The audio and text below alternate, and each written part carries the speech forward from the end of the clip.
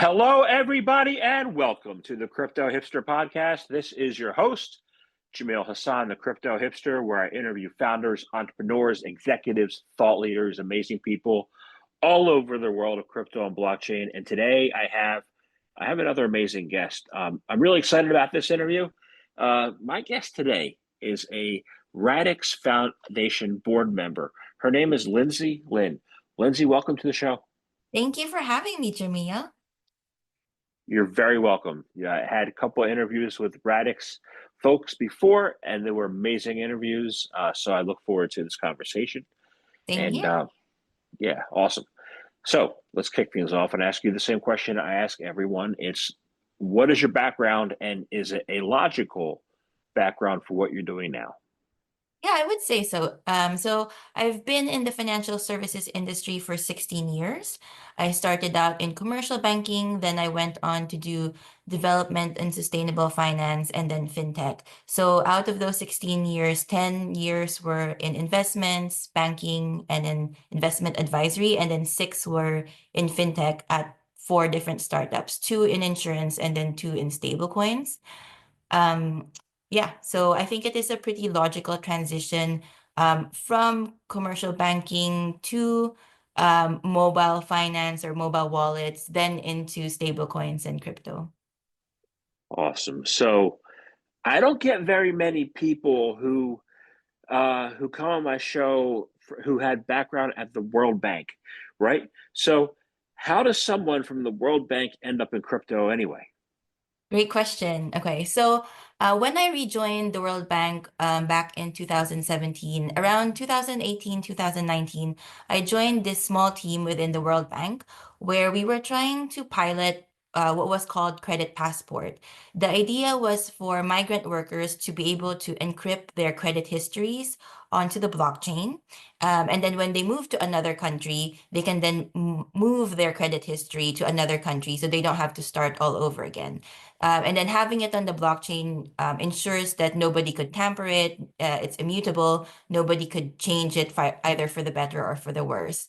So the team I was on at the World Bank had a lot of trouble trying to get senior leadership to understand what the blockchain was. Back in 2018, 19, there was like a lot of suspicion around crypto technology.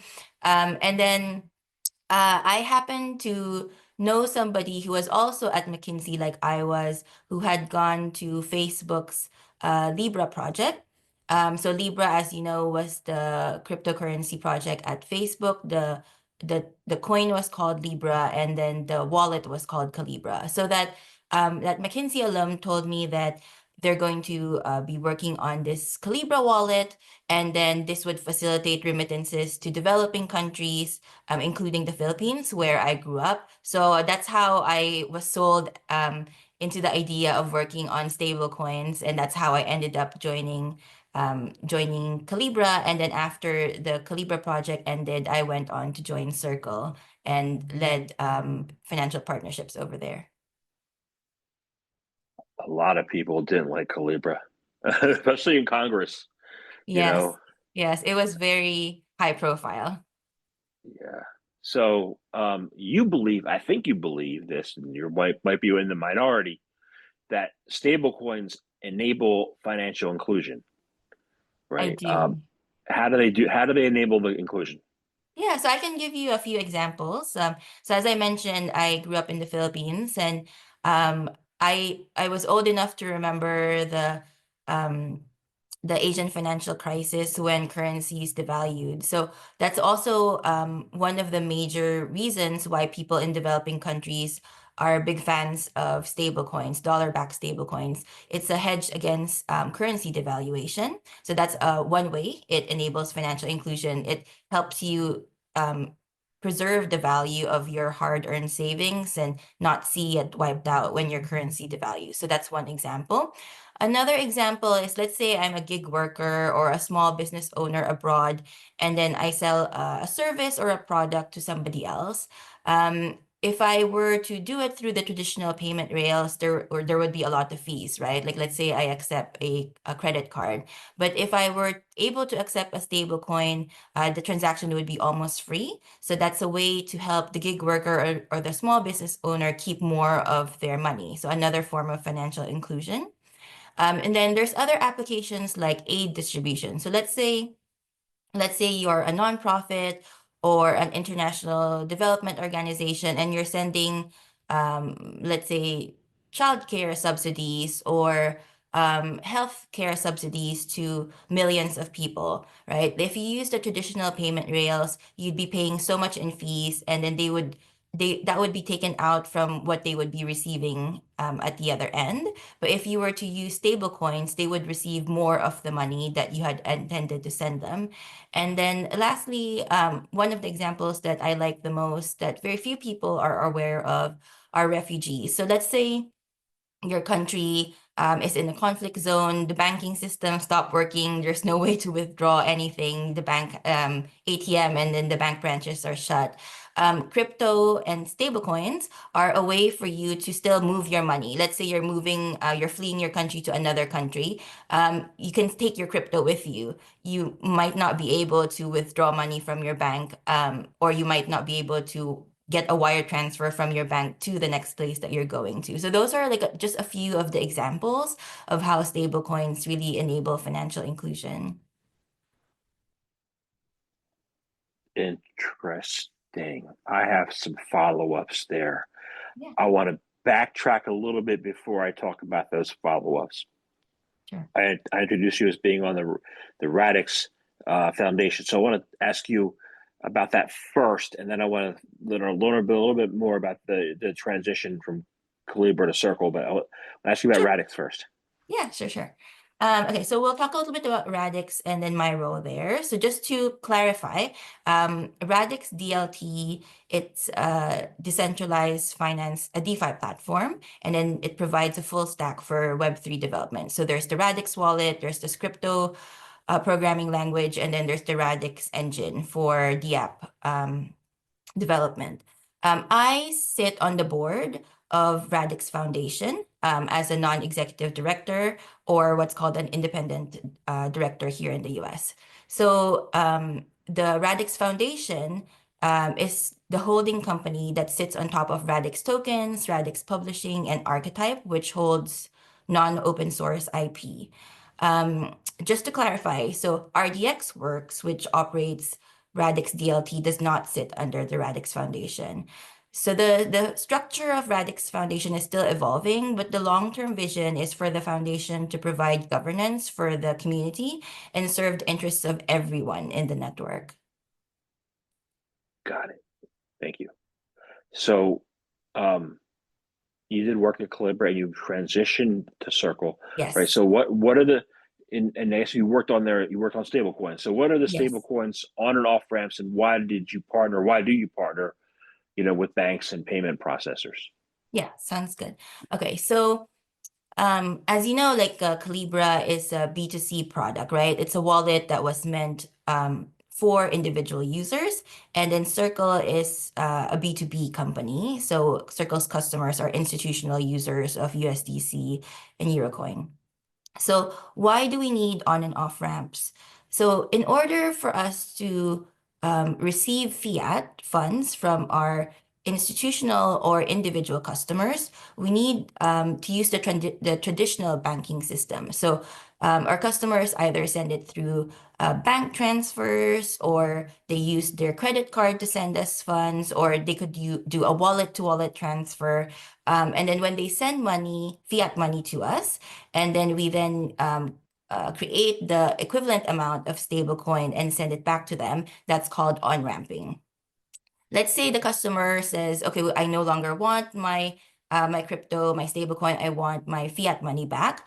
We then use the same partners those banks, those payment processors, those wallets to send the money back to them. So they receive their fiat back, and then we destroy or we burn the stable coin. So that's called off-ramping. So in order for people to be able to access the stablecoin, we need an on and off ramp network. And that was my job at both Calibra and Circle. So at Calibra, my job was to make the on and off ramp network for the wallet. And then for Circle, my job was to build the on and off ramp network for the USDC stablecoin and Eurocoin. Interesting. So you have experience with on ramping and off ramping, and you brought up a couple concepts a couple questions ago when I asked about financial inclusion.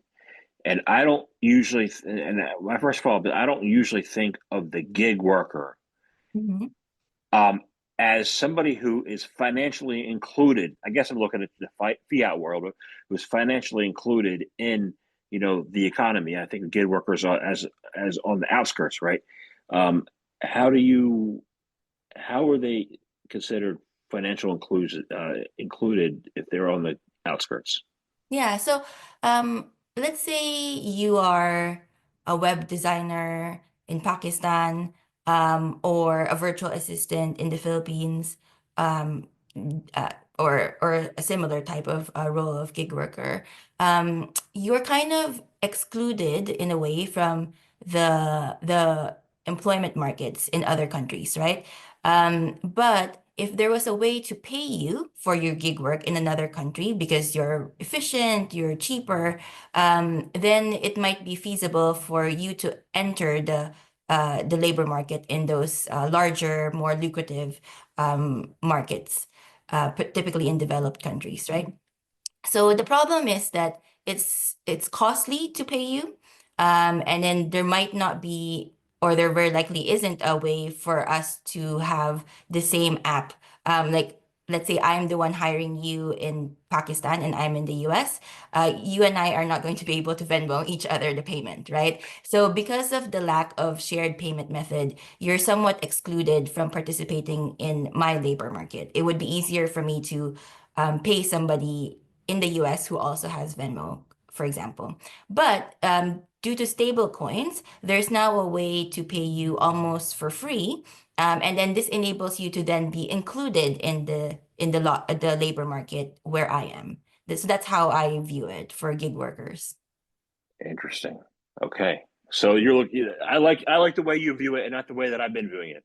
So I have to adopt your way. Yeah, I mean, like Uh, I guess if I pick up on it, I think you were thinking of gig workers as excluded, partly because there's an assumption that they don't have a full-time job, but some gig workers already have a full-time job, and then they want to increase their income, so they have like a side hustle on top of that. So they're not excluded in the way that this is their only choice, that they haven't been able to get a regular job. This is sometimes a way for them to have a second stream of income or diversify their income streams. Interesting. I like it. So the other thing you mentioned refugees, right? Yes, yes. Right now in the United States, there is an initiative by the new President Trump to send the refugees back home. If he's sending them back home, is he sending the crypto out of the country? I didn't think of it that way before, but is it a financial inclusion or is it financial exclusion? Also the crypto aspect of it is cross-border. So even if they were, let's say there are refugees that are sent back home, they would still retain the crypto with them, theoretically. They would still be able to take their wallet, either maybe they have cold storage. They could still take it with them to another country where they are relocated. So I wouldn't consider it as being excluded when they leave the country, at least in terms of the stablecoin. They would be able to take it with them. Got it. I ask you that because the next question is going to be about banks. Yeah. You said cross border, right? So the biggest challenges, what are the biggest challenges when it comes to to banks and partnerships with banks Yeah. and the whole banking cross border relationships? Yeah. So Typically, there's three major streams when I'm partnering with banks. One stream is the contract negotiation, so the legal contract, the commercial terms, the SLAs. So that's one stream, the legal stream. The other stream is the technical integration. So we're going to integrate into their APIs or uh, vice versa. And then the other stream is the due diligence stream. So they're going to conduct due diligence on us, and then we're going to conduct due diligence with them. So, in my experience, partnering with banks for on and off ramps, due diligence is by far the most challenging stream. It takes the longest. There's the most number of questions. It's the kind of the long tail of the entire thing. Like you might be done with the API integration before you actually complete the due diligence, and the contract might be sitting ready to be signed before the due diligence is completed because of the later layers of scrutiny and um, the lower risk appetite when it comes to servicing the crypto or the stablecoin use case. Um, in when I was doing insurance partnerships, this was far lower of a hurdle, the due diligence hurdle, than it is in stablecoin on and off ramps. So they're more comfortable with stablecoins. Pardon?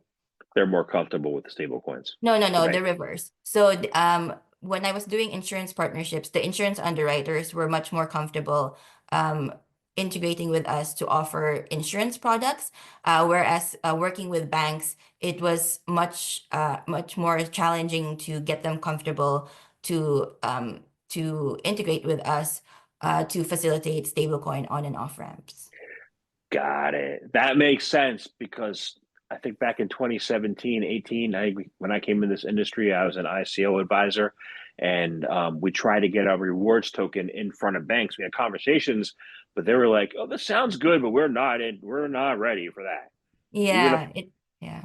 even up to 3 or 4 years ago, But now it seems like they are, right? It's yeah, it's getting better. Like we can talk a little bit about it with the shifts in the recent executive orders. Yeah. So how did you start to convince banks to partner with you after, when crypto was less accepted than now? Yeah. So I have like a couple of approaches, but one of them is kind of like a stairs or a step-by-step approach. So the first step, or the lowest level would be to convince the bank to be your payroll partner. So Um, the bank, you would just open a regular corporate account with them. You would store the money that's needed to pay your team or for your supplies or your office rent in that jurisdiction, in that market. So that would be step one. And it's kind of getting their feet wet, getting to know you. And then once they're more comfortable, then we might do step two. And step two is asking them if we can hold our stablecoin reserves in their bank. So opening account to store the reserves. And this is very attractive to banks because they want the deposits.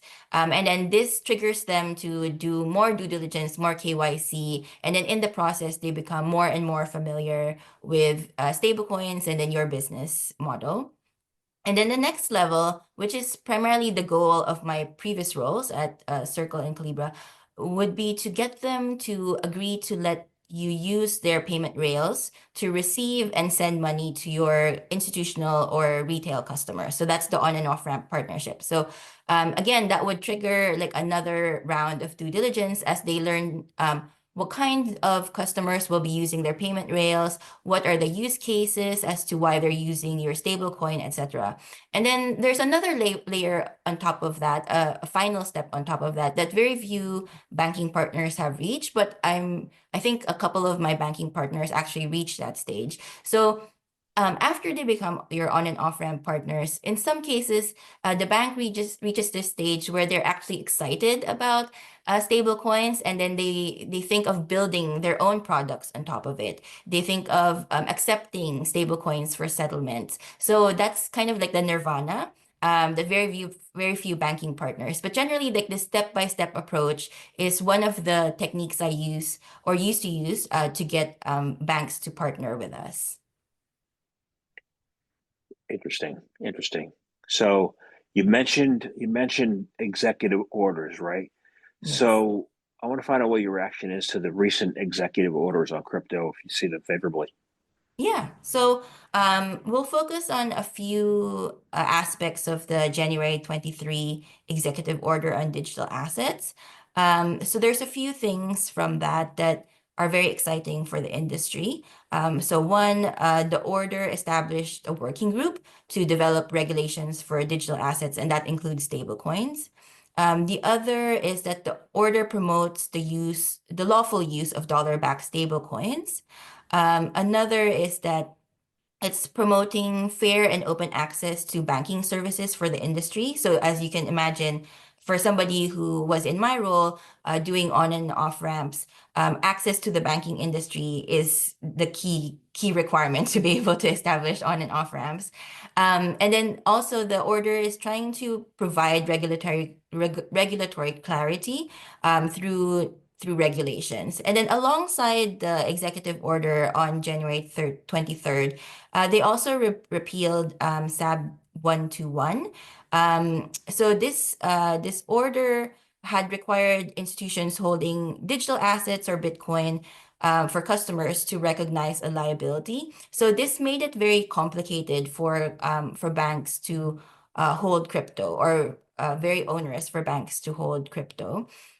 And then if my goal is for banks to reach that nirvana step, the highest step where they're actually building on top of stablecoins, the repeal of SAB 121 helps facilitate them to think about what can they build on top of stablecoins, and now that it's less onerous for them to actually custody digital assets. So overall, like with regards to the January 23 executive order on digital assets, I am very, very optimistic. We still need the actual stablecoin regulations. The executive order doesn't provide those regulations.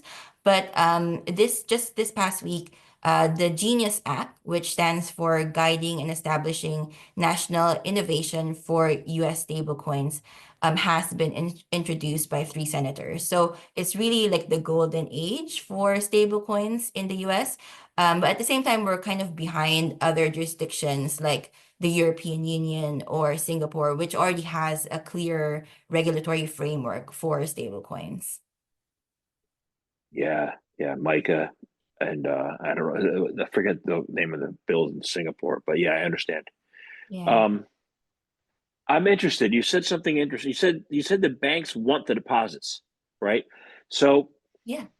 um, I can see that. I can see them wanting the deposits to they can pay the interest and or the small interest they pay you. Yeah. Yeah, exactly. A lot You of know, deposits for them. Yeah. but what is your vision about the future of the banking industry embracing blockchain innovation? And with that, decentralized finance can come into finance, so maybe you can get a little bit more than a 1/4% yield at the bank, which everybody wants yield anyway. So, what's your vision for the future? Yeah. So as I mentioned, like to on the step approach, I really want banks to reach the top of those steps. So I hope that they can build or partner with tech companies who can build on top of the blockchain and on digital assets. So I hope banks will see stablecoins as a new more programmable payment rail. So like RTP or FedNow, but so much better. So I hope that comes true for banks. Then personally, I am very excited about RWA, real world assets, especially tokenizing real estate and other investment instruments, because this will, in theory, make them more accessible. And banks have a huge role to play in this space. So for me, that's my personal hope for the banking industry when it comes to embracing blockchain technology. And do you think they'd ever pay a higher yield than they do today? It I don't honestly I don't, because we're in a declining interest rate environment, so yields are probably going to go down rather than up. Yeah, yeah, Yeah. that makes sense. So, I know you mentioned a little bit earlier about difficulties getting credit, right? Yes. So, what do you think can be done to facilitate them, people who don't have the credit, who credit is a challenge, to get credit in the blockchain space? Yeah. So I get this complaint a lot, and you and I were discussing it, how difficult it is to get credit. Even when I'm at parties with a lot of crypto industry folks, they complain about that. So as you know, like when you're applying for credit, identity is a huge component of this. The creditor needs to know you are who you say you are, and they need to know something about you so that they can gauge your credit risk before they actually give you the loan, right? So, because in in in most cases you are anonymous when you're doing crypto transactions, this has been kind of a hurdle for increasing the availability of credit.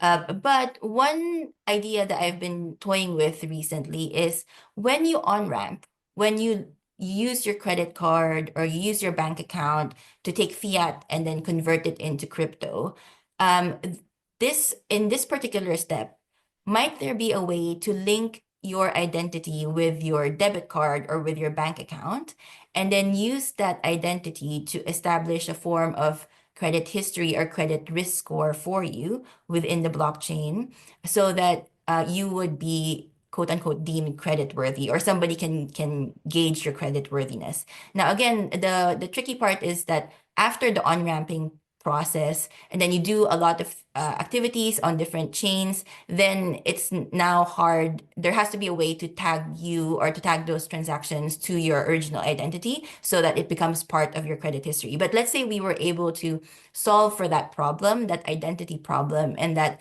credit history problem, then that would go a long way to increasing the amount of credit to participants in the blockchain.